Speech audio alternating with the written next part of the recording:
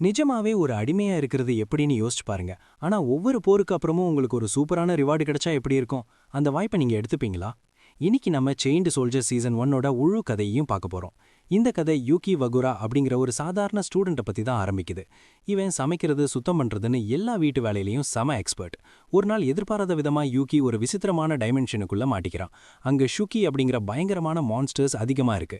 அந்த ஆபத்தான நேரத்துல 7வது படையோட கமாண்டர் கியோகா உசேன் வந்து அவனை காப்பாத்துறாங்க. சீக்கிரமே அந்த டீமோட மத்த மெம்பர்ஸும் அங்க வந்துடுறாங்க.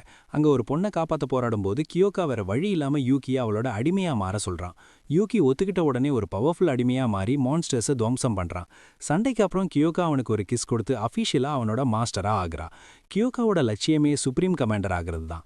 அதுக்கு யூகியோட உதவி அவளுக்கு தேவைப்படுது. அங்க இருக்கிற டார்மெண்ட்ரியில மத்த பொண்ணுங்க யூகியை செமையா கலாய்க்கிறாங்க. குறிப்பா சுஷு யூகி கிட்ட ரொம்பவே வழிவா. ஒரு நாள் விளையாடும் போது சுஷு ஜெயிக்க யூகி ட்ரெஸ்ஸும் இல்லாம நிக்க வேண்டியதாயிடுது. அப்போ திடீர்னு ஒரு ஷுகி அட்டாக் பண்ண யூகி கியோகா இல்லாமலேயே அரைகுறையா உருமாறி அதை அடிச்சு நொறுக்குறான். இதனால சுஷுக்கு யூகி மேல ஒரு தனி பாசம் வந்துடுது. அடுத்ததா இவங்க கியோகாவோட கிராமத்தை அழிச்ச ஒரு கொம்புள்ள ஷுக்கியே தேடி போறாங்க. அங்க ஒரு ஹியூமனாய்டு மான்ஸ்டரை பாக்குறாங்க. அந்த மான்ஸ்டர் யூகியை பார்த்ததும் அவன் ஒரு சாதாரண ஷுக்கி கிடையாதுன்னு புரிஞ்சுக்கிறான். அந்த சண்டைக்கு அப்புறம் அந்த ஹியூமனாய்டு ஒருவேளை தன்னோட காணாம போன அக்காவா இருக்குமோன்னு யூகிக்கு சந்தேகம் வருது. அப்படியே கதை 6வது படை பக்கம் போகுது. அங்க டென்கா உசுமோ மற்றும் யாச்சிகோ அறிமுகமாகறாங்க. யாச்சிகோ தன்னோட தங்கச்சி ஹிமாரிய ரொம்ப மட்டமா நடத்துவா. இதனால இவங்க 2 பேருக்கும் இடையில ஒரு போட்டி நடக்குது. இதுல யூகி ஹிமாரிக்கும் அடிமையா மாறி அவளுக்கு ஹெல்ப் பண்றான். அந்த போட்டியில ஹிமாரி யூகியோட வேகத்தை பயன்படுத்தி யாச்சிகோவை தோற்கடிச்சு எல்லாரையும் ஷாக் ஆகுறான். ஜெயிச்ச சந்தோஷத்துல ஹிமாரி யூகிக்கு ஒரு பயங்கரமான கிஸ் கொடுக்க சுஷு செம்ம கடுப்பாகிறா. சண்டைகள் ஒரு பக்கம் இருந்தாலும் இன்னொரு பக்கம் ஒரு பெரிய ஆபத்து வருது. 8 தண்டர் காட்ஸ் அப்படிங்கிற வில்லன்கள் உலகத்தை அழிக்க பிளான் பண்றாங்க. நடுவுல ஆபா அப்படிங்கிற ஒருத்தி யூகியை கடத்திட்டு போயிடுறா.